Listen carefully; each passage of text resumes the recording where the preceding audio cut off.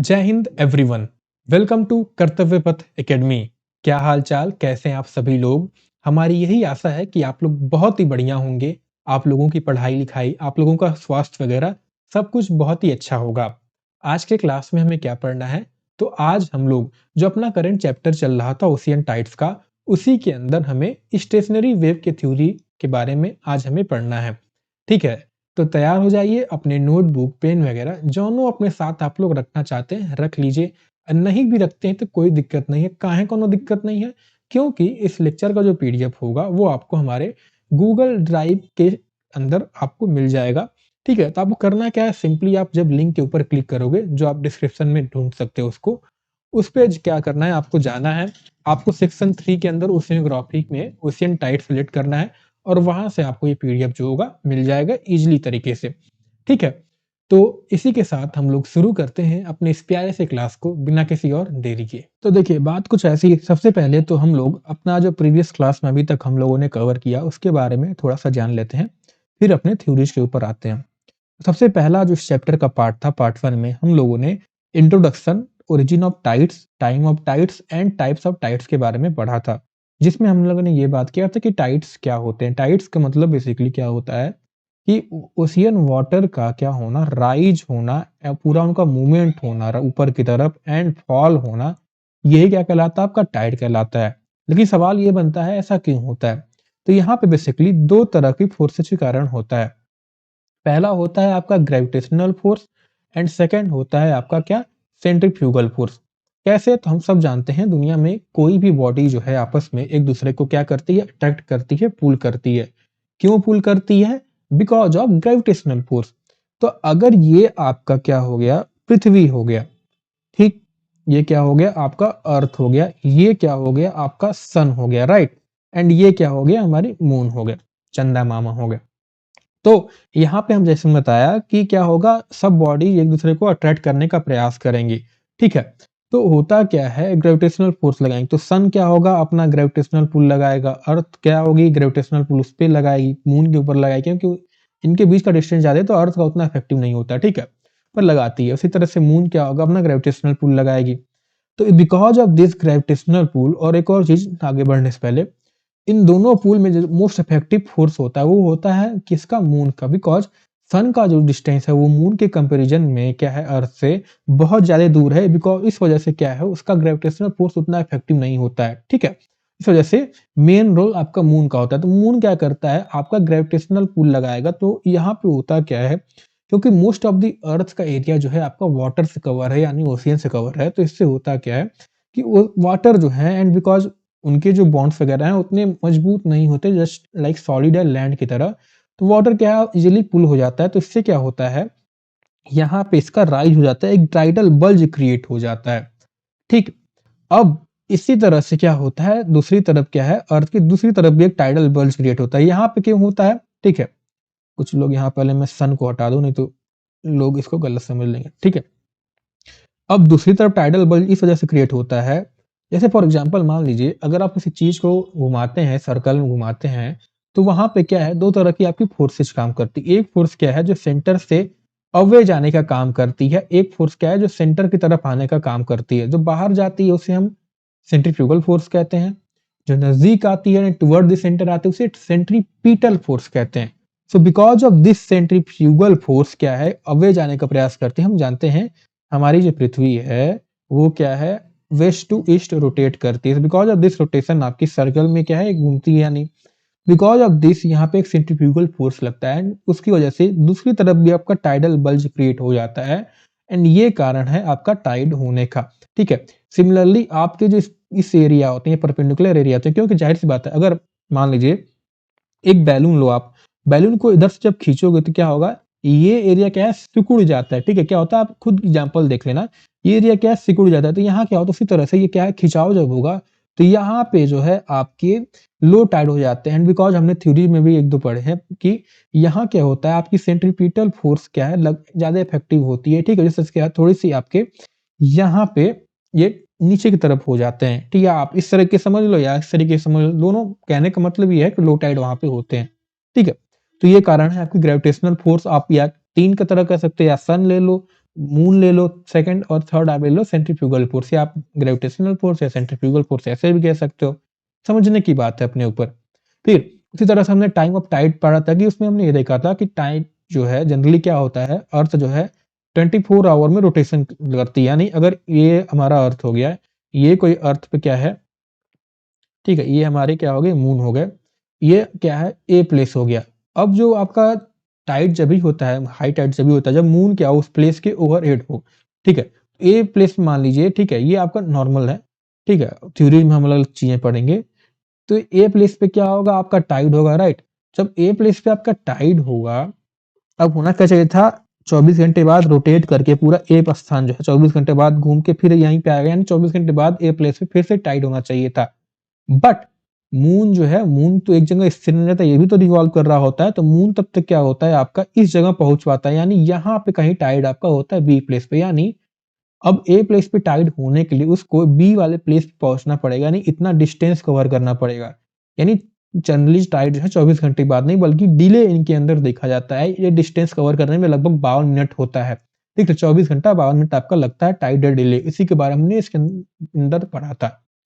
फिर types of Tide हमने पढ़ा था जिसमें स्प्रिंग टाइड, यानी जब एक स्ट्रेट पाथ में हो तीनों आपके सन मून और अर्थ आपकी, तो स्प्रिंग हो गई, नीप मतलब कि जब परपेंडिकुलर बना रहे हो, ट्रॉपिकल मतलब जब ट्रॉपिकल के रीजन के ऊपर हो, मून आपका हो, इक्वेटोरियल मतलब इक्वेटोरियल के आसपास हो, अपोजियन मतलब सबसे फार्देस्ट डिस्टेंस एपोजी पे हो आपका मून, तब आपका एपोजियन टाइड, पेरिजी पे हो तो पेरिजियन टाइड, डाइनुअल मतलब कि डाइनुअल एंड सेमी डाइनुअल मतलब दिन में एक बार जब टाइड हो आपकी। ये ऐसा क्यों होता है, बिकॉज लैंड वगैरह जो है कई जगह की इसको ऑब्स्ट्रक्ट कर देते हैं, इस वजह से जो राइज होता है फॉल होता है वो ज्यादा दो बार नहीं हो पाता, मूवमेंट नहीं हो पाता, इस वजह से क्या है आपकी डाइनुअल टाइड हो गई। सेमी डाइनुअल मतलब दिन में जब दो बार आपकी हाई टाइड और लो टाइड हो तो आपकी क्या कहलाती है, सेमी डाइनुअल टाइड कहलाती है। उसी तरह से आपकी इक्विनॉक्टिकल टाइड हो गई, यानी इक्विनॉक्स पोजीशन पे जब आपकी ये अगर सन हो गया, ये अर्थ हो गया, तो ये जो पोजीशन है ये आपका क्या इक्विनॉक्स पोजीशन कहलाता है। जो इस पोजीशन पे जब सन हो और उस दौरान जो हमारी टाइड होती हैं तो उसे हम क्या कहते हैं, इक्विनॉक्टिकल टाइड्स कहते हैं। इतनी बात समझ में आई, तो ये हमारा था अब तक का लेखा जोखा। उसके बाद हमने थ्योरीज पढ़ी, थ्योरीज में हमने इक्विलिब्रियम थ्योरी पढ़ी, न्यूटन के द्वारा प्रोग्रेसिव थ्योरी पढ़ी, और आज हमें जो है स्टेशनरी वेव थ्योरी पढ़ना है, ठीक है। थ्योरी मैंने ऑलरेडी डिटेल में समझा रखा, तो अभी यहाँ पे टाइम बर्बाद करने की जरूरत नहीं है, वो आगे हम समझते जाएंगे। ऑलराइट, तो देखिए स्टेशनरी वेव थ्योरी बेसिकली ये कहती है, ये किसके द्वारा दिया गया था पहले तो ये जान लीजिए, क्योंकि ये जरूरी है, बिकॉज मैंने क्वेश्चन नेट पे सर्च करने का प्रयास किया इससे रिलेटेड, और एक ही दो क्वेश्चन मुझे जो थे सिमिलर ही मिल रहे थे, जिनमें जो था बस नाम डायरेक्ट पूछा था कि ये थ्योरी जो है आपका मैच द फॉलोइंग दे दिया था। स्टेशनरी अभी मैं लास्ट में दिखाऊंगा अभी आपको, इक्विलिब्रियम और प्रोग्रेसिव हो गई, ठीक है, आपकी डायनेमिक थ्योरी भी होती है, तो इनके नाम दे दिए थे और आपको मैच करना था, राइट, तो नाम हमें क्या है जानना जरूरी है। तो स्टेशनरी वेव थ्योरी जो है वो आर ए हैरिस के द्वारा दिया गया था, ठीक है, who was the part of US coast and geodetic survey, ठीक है। तो ये जो थ्योरी थी ये बेसिकली जो हमने प्रोग्रेसिव वेव थ्योरी में पढ़ी थी, इसमें ये बताया गया था कि आपकी जो मेन है मतलब मेन जो आपकी वेव निकलती है, यानी इसमें क्या कहता है, टाइड जो है एज अ होल एक्ट नहीं करते, बल्कि क्या है ये एज अ वेव की तरह चलते हैं, ठीक है। अब ये प्रोग्रेसिव वेव क्या है, प्रोग्रेसिव का मतलब पहले समझिए, प्रोग्रेसिव मतलब क्या होता है आपका प्रोग्रेशन करना, यानी हमेशा आगे बढ़ते जाना, यानी प्रोग्रेसिव वेव का ये होता है कि अगर कोई वेव जनरेट हो रही है तो ये क्या होगी, ये हमेशा क्या होगी आगे मूवमेंट करती जाएगी। स्टेशनरी वेव जिसके बारे में हमें पढ़ना है, ये क्या कहती है कि अगर ये जो है वेव आपकी एक ही जगह क्या है, आपस में क्या है एक ही स्थान पे क्या है, इनका मूवमेंट होता रहता है आगे पीछे आगे पीछे आगे पीछे, ठीक है। ये आपकी स्टेशनरी वेव थ्योरी कहलाती है। प्रोग्रेसिव मतलब कि वेव जो है आगे बढ़ती जा रही है, बढ़ती जा रही है, चली जा रही है, इतनी दूर चली जा रही है कि हमें दिख भी ना रही है, ठीक है। तो ये था आपका प्रोग्रेसिव वेव थ्योरी। इसमें ये कहा गया था एंड यही बताया गया था कि वेव्स जो है जनरली आपकी टाइडल वेव ये क्या है, ईस्ट टू वेस्ट मूव करते हैं बिकॉज ऑफ अर्थ रोटेशन, ठीक है, सिमिलर सी चीज है। तो होता क्या है, ईस्ट टू वेस्ट मूव करते हैं, हम सब जानते हैं मोस्ट ऑफ द कंटिनेंट का जो पोजीशन है, अगर ये आपका अंटार्कटिका मान लो तो उनका क्या पोजीशन है, ज्यादातर कंटिनेंट जो है ये क्या है आपके नॉर्थ टू साउथ पोजीशन पे रहते हैं। इस वजह से होता क्या है, इसमें ये कहा गया कि आपकी जो पहली वेव्स हैं जो आपकी टाइडल है वो कहाँ पे, साउदर्न ओशियन, क्योंकि ये पूरा एरिया मोस्ट ऑफ द खाली रहता है, साउदर्न ओशियन में जनरेट होती है, जिसे प्राइमरी वेव नाम दिया गया था। एंड लेटर आपकी जाके बाद में कंटिनेंट से टकरा के, क्योंकि नॉर्थ साउथ पोजीशन में है, वहां से टकरा के फिर ये क्या है अपना दूसरे सेकेंडरी वेव में कन्वर्ट हो जाती है, फिर सेकेंडरी से और फर्दर माइनर वेव में कन्वर्ट हो जाती हैं। ये प्रोग्रेसिव वेव में कहा गया था। तो इसके अपोजिशन में यानी प्रोग्रेसिव ये कहा गया था कि ये चलती नहीं जाएगी, बल्कि वेव्स जो हैं इस टाइड्स की वो एक जगह क्या है स्टेशनरी रहती हैं, वहीं पे आगे पीछे घूमती रहती हैं। ठीक है। सो वाइल इसके अंदर ये कहा गया कि वाइल इक्विलिब्रियम जो थ्योरी थी, प्रोग्रेसिव वेव थ्योरी थी, उसमें उसको मतलब टाइड को एज अ बहुत large scale and global phenomena दिखाने का प्रयास किया गया था। बट इस थ्योरी के अंदर टाइड्स को मोर लोकलाइज्ड और कह सकते हैं रीजनल फिनोमेना के तौर पर दिखाने का प्रयास किया गया है, जो कि हमने दोनों थ्योरी के अंदर लिमिटेशन इवैल्यूएशन पढ़ा था, देखा गया था कि वहां पे इसको नहीं दर्शा पाया गया था। ठीक है। Phenomena produce independently in each ocean, इसमें कहा गया कि टाइड्स जो है, टाइड फिनोमेना जो है वो हर ओशियन जो हमने पढ़ते हैं उसमें अलग अलग तरीके से क्या है ये क्या है इंडिपेंडेंटली प्रोड्यूस होते हैं rather than moving in a uniform global wave. ठीक। तो बेसिक आइडिया ये है इस थ्योरी का। According to Harris tide phenomenon are not due to progressive wave which originate in the southern ocean, जिसकी मैंने भी बात की, जो कि विलियम वेवेल के द्वारा बताया गया, but they are due to stationary wave which originate independently in each ocean. तो इनका ये कहना था कि ईच ओशियन जो है मतलब एक सेपरेट वाटर बॉडी की तरह क्या है एक्ट करते हैं, एंड टाइड्स जो है इन्हीं के विद इन क्या है ओशियन के विद इन ओरिजिनेट करते हैं, इनके शेप साइज एंड डेप्थ के आधार पर। ठीक है। ये जो थ्योरी है ये हमें और बेहतर एक्सप्लेनेशन देती है जो हमने लोकल डिफरेंसेस देखे जाते हैं टाइड्स के अंदर, उनके टाइप्स के अंदर, उनके जो टाइमिंग होती है उसके अंदर। ऑलराइट। सो इसको समझने के लिए बेसिकली हेनरी ने मतलब माफ करेगा हैरिस ने एक एक्सपेरिमेंट किया था जिसे स्टेशनरी वेव एक्सपेरिमेंट कहा जाता है। इसके अंदर उन्होंने ये दर्शाया था, उन्होंने बेसिकली एक वाटर टैंक रेक्टेंगुलर का लिया था। राइट। क्या लिया था? एक रेक्टेंगुलर इन्होंने वाटर टैंक लिया था। राइट। या डेवलपिंग ट्रे आप कह सकते हैं, जिसके अंदर उन्होंने क्या किया, इस टैंक को पूरी तरह से पानी से भर दिया। ठीक है। रेक्टेंगुलर टैंक लिया, या इधर में देख लीजिए, ये अगर आपका टैंक हो गया तो उन्होंने क्या किया, इसको पानी से क्या किया भैया, भर दिया। ठीक है। अब उन्होंने ये दर्शाया उसके अंदर, या ये नोटिस किया गया, जब इस टैंक को एक तरह से टिल्ट किया जाता था, एक साइड से यानी टेढ़ा किया जाता था, तो वाटर जाहिर सी बात है क्या होगा, आपका इस तरफ इकट्ठा हो जाएगा। ठीक है। कुछ आपका इस तरीके से हो जाएगा। ठीक है। टिल्ट किया जाएगा तो क्या होगा, आपका वाटर इस तरीके से हो जाएगा। ठीक है। At the same time water जो होगा दूसरी टाइप क्या करेगा, थोड़ा लेवल कम हो जाएगा। ठीक है। जैसा कि आप देख सकते हैं। So this back and fourth movement, अब यही बैक एंड फोर्थ मूवमेंट, आप इधर से टिल्ट करो फिर आप उधर से टिल्ट करो, तो क्या होगा, एक back and fourth movement create होता है, या आप कह सकते हैं ऑक्सीलेशन क्रिएट होता है इन द वाटर। ठीक है। दीज ऑक्सीलेशंस को ही क्या कहा जाता है, स्टेशनरी वेव कहा गया है, because water does not travel forward continuously but they move rhythmically around a fixed position. क्या है मतलब इसी के अंदर क्या है, घूमते रह रही है, नहीं कि प्रोग्रेस करके भैया टैंक टूट उड़ के एकदम बाहर निकल जा रहे हैं। ठीक है। हाँ। तब इस ऑक्सीलेशन के दौरान ये होता है, जाहिर सी बात है आप ये खुद करके देख सकते हैं, आप कोई रेक्टेंगुलर टैंक या छोटा सा कुछ ले सकते हैं शीशे टाइप का, जब आप पानी कुछ ऐसे करोगे, ठीक है, टैंक को आप ऐसे करोगे तो क्या होगा आपका। ठीक है। तो होता क्या है कि या आप पहले ऐसे करोगे फिर ऐसे करोगे, लेकिन आप बीच में एक पॉइंट नोटिस करोगे कि इस दौरान क्या हो रहा होगा, एक पॉइंट ऐसा होगा जहां पे ना वाटर बढ़ेगा ना वाटर घटेगा। ठीक है। क्या होगा, ना वाटर बढ़ेगा ना वाटर घटेगा। इस पॉइंट को क्या कहा जाता है, नोडल पॉइंट कहा जाता है। This is a point in the middle of the tray where water level does not change at all. इस पॉइंट को नोडल पॉइंट कहा जाता है। जाहिर सी बात है पानी लोगे, पानी कैसे करोगे, तो ये पॉइंट जो होगा, ठीक है, पानी क्या होगा इसी के अराउंड क्या होगा, घूमता रहेगा। ये पॉइंट जो रहेगा आपका सेम रहेगा, जिसे नोडल पॉइंट कहा गया है। एंड जो पूरी उसकी लाइन बनती है ना, अगर वाटर लेवल आपका ऐसे रहा, ठीक है, ये लाइन को क्या कहा जाता है, नोडल लाइन कहा गया है। इस लाइन को क्या कहा गया है, नोडल लाइन कहा गया। ठीक है। So the time period of oscillation और speed and intensity of the water in the tray. अब जाहिर सी बात है ये जो इनका टाइम पीरियड हो गया या इनकी स्पीड हो गई या इंटेंसिटी हो गई, ये जाहिर सी बात है लेंथ को, जो रेक्टेंगुलर ट्रे होगा उसकी लेंथ कितनी बड़ी है, उसकी गहराई कितनी, उसके ऊपर डिपेंड करेगी। लंबाई उसकी जो है ज्यादा है तो टाइम पीरियड जो होगा ऑक्सीलेशन का जाहिर सी बात है ज्यादा होगा। ठीक है। तो इसी वजह से क्या है, ये इसमें कहा गया, ये नोटिस किया गया। एंड द फोर्स जो अप्लाइड होगा व्हाइल रॉकिंग द ट्रेड, उसको भी क्या होगा, उसके ऊपर डिपेंड करेगा। ठीक है। अब ज्यादा फोर्स लगा दे जल्दी ज्यादा हो जाएगा, धीरे से लगा है तो क्या होगा, धीरे से उसका ऑक्सीलेशन होगा, धीरे स्पीड होगी, इंटेंसिटी होगी।